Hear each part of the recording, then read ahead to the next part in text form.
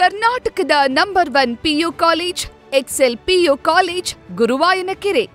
Action prince ನಟ ಧ್ರುವ ಸರ್ಜಾ ವಿರುದ್ಧ ಈಗ ದೂರು ದಾಖಲಾಗಿದೆ. ಮನೋಜ್ ಎಂಬಾತನಿಂದ ಬೆಂಗಳೂರಿನ ಬನಶಂಕರಿ ಪೊಲೀಸ್ ಠಾಣೆಯಲ್ಲಿ ದೂರು ದಾಖಲಾಗಿದೆ. ಆಕ್ಷನ್ ಪ್ರಿನ್ಸ್ ಧ್ರುವ ಸರ್ಜಾ ವಿರುದ್ಧ ಈಗ ದೂರು ದಾಖಲಾಗಿದೆ. ಅಕ್ಕಪಕ್ಕದ ನಿವಾಸಿಗಳಿಗೆ ತೊಂದರೆ ಅಂತ ದೂರಿನಲ್ಲಿ ಉಲ್ಲೇಖ ಮಾಡಲಾಗಿದೆ. ಮನೋಜ್ ಎಂಬಾತನಿಂದ ಬೆಂಗಳೂರಿನ ಬನಶಂಕರಿ ಠಾಣೆಗೆ ದೂರು ಸಲ್ಲಿಕೆಯಾಗಿದೆ. ಅಕ್ಕಪಕ್ಕದ ನಿವಾಸಿಗಳಿಗೆ ಬಹಳ ತೊಂದರೆ ಆಗ್ತಾ ಇದೆ ಅಂತ ದೂರಿನಲ್ಲಿ ಉಲ್ಲೇಖ ಮಾಡಲಾಗಿದೆ. ದೂರಿನನ್ವಯ ಬನಶಂಕರಿ ಪೊಲೀಸರಿಂದ NCR ದಾಖಲಾಗಿದೆ.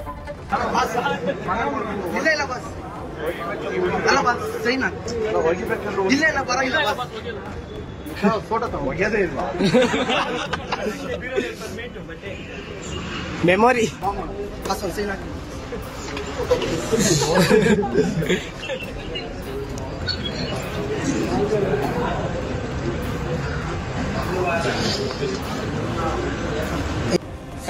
ಸಾವಿರ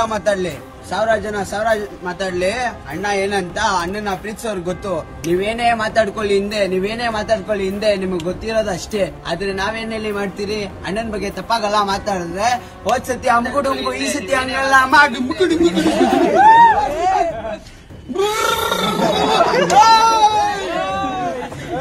ಪ್ರಜ್ವಲ್ ನೋಡಿ, ಸ್ಟಾರ್ ನಟ ನಟಿಯರ ನಿವಾಸದ ಅಕ್ಕಪಕ್ಕ ಇರ್ತಾರಲ್ಲ, ಆಬ್ವಿಯಸ್ಲಿ ಅವ್ರಿಗೆ ತೊಂದರೆ ಆಗ್ತಾ ಇರುತ್ತೆ.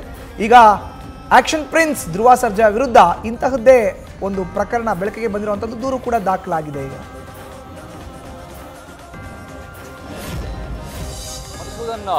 ನಟ ಧ್ರುವ ಸರ್ಜಾ ಹಾಗೆ ಅವರ ಮ್ಯಾನೇಜರ್ ಮತ್ತು ಚಾಲಕನ ವಿರುದ್ಧ ಒಂದು ದೂರು ಈಗ ದಾಖಲಾಗಿರುವಂಥದ್ದು.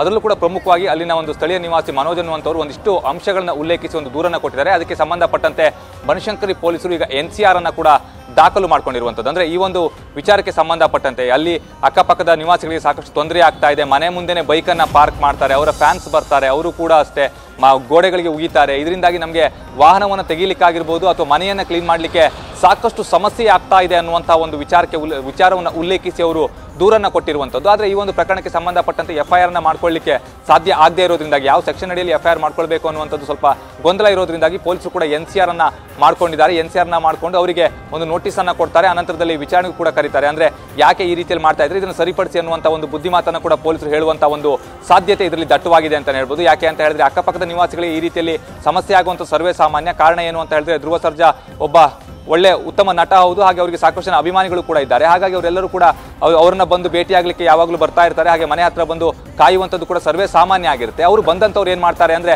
ಈ ಪಕ್ಕದ ಮನೆ ಏನಿರುತ್ತೆ ಅವರ ಮನೆಯ ಮುಂಭಾಗದ ಗೇಟ್ನಲ್ಲಿ ಬೈಕನ್ನು ನಿಲ್ಲಿಸುವಂಥದ್ದಾಗಿರ್ಬೋದು, ಈ ರೀತಿಯೆಲ್ಲ ಮಾಡ್ತಾ ಹೋಗ್ತಾರೆ. ಹಾಗಾಗಿ ಅವರಿಗೆ ಒಂದು ಕಡೆ ಬೈಕನ್ನು ತೆಗಿಲಿಕ್ಕೂ ಕೂಡ ಸಾಧ್ಯ ಆಗೋದಿಲ್ಲ, ಅವರ ವೆಹಿಕಲ್ಗಳನ್ನು ಕೂಡ ಪಾರ್ಕ್ ಮಾಡಿದಂಥ ವೆಹಿಕಲ್ಗಳನ್ನು ತೆಗಿಲಿಕ್ಕೂ ಕೂಡ ಸಾಧ್ಯ ಆಗೋದಿಲ್ಲ. ಈ ರೀತಿ ಪ್ರತಿನಿತ್ಯ ಕೂಡ ಸಮಸ್ಯೆ ಆಗ್ತಾ ಇದೆ. ಹಾಗಾಗಿ ಅದಕ್ಕೆ ಪರಿಹಾರವನ್ನು ಕೊಡಬೇಕು ಅನ್ನುವಂಥ ಒಂದು ಉದ್ದೇಶದಿಂದಾಗಿ ಅವರೀಗ ದೂರನ್ನು ಕೂಡ ದಾಖಲಿಸಿರುವಂಥದ್ದು. ಪೊಲೀಸರು ಕೂಡ NCR ಮಾಡ್ಕೊಂಡಿದ್ದಾರೆ. ಈ ಒಂದು ಪ್ರಕರಣಕ್ಕೆ ಸಂಬಂಧಪಟ್ಟಂತೆ ನಾವು ಮುಂದಿನ ಒಂದು ಬೆಳವಣಿಗೆಯನ್ನು ನಿಮಗೆ ತಿಳಿಸ್ತೀವಿ ಅನ್ನುವಂಥ ಒಂದು ಮಾತನ್ನು ಕೂಡ ದೂರುದಾರರಿಗೆ ಪೊಲೀಸರು ಹೇಳಿರ್ತಾರೆ. ಹಾಗೆ ಧ್ರುವ ಸರ್ಜಾ ಅವರಿಗೂ ಕೂಡ ಒಂದು ಮಾಹಿತಿಯನ್ನು ಕೊಟ್ಟಿರ್ತಾರೆ. ಅಂದರೆ ನಿಮ್ಮ ಮನೆಯಿಂದ ನಿಮ್ಮಿಂದ ಈ ರೀತಿ ಸಮಸ್ಯೆ ಆಗ್ತಾ ಇದೆ, ನಿಮ್ಮ ಮ್ಯಾನೇಜರ್ ಹಾಗೆ ಚಾಲಕರಿಗೂ ಕೂಡ ಸ್ವಲ್ಪ ತಿಳಿಸಿ, ಈ ರೀತಿಯಲ್ಲಿ ಸಮಸ್ಯೆಯನ್ನು ಮಾಡಬೇಡಿ.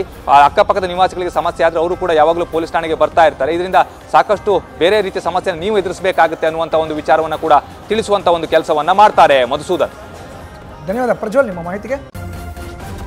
ನ್ಯೂಸ್ ಫಸ್ಟ್ ನಿರ್ಭೀತಿಯಿಂದ ನಿಮ್ಮ ಪರವಾಗಿ.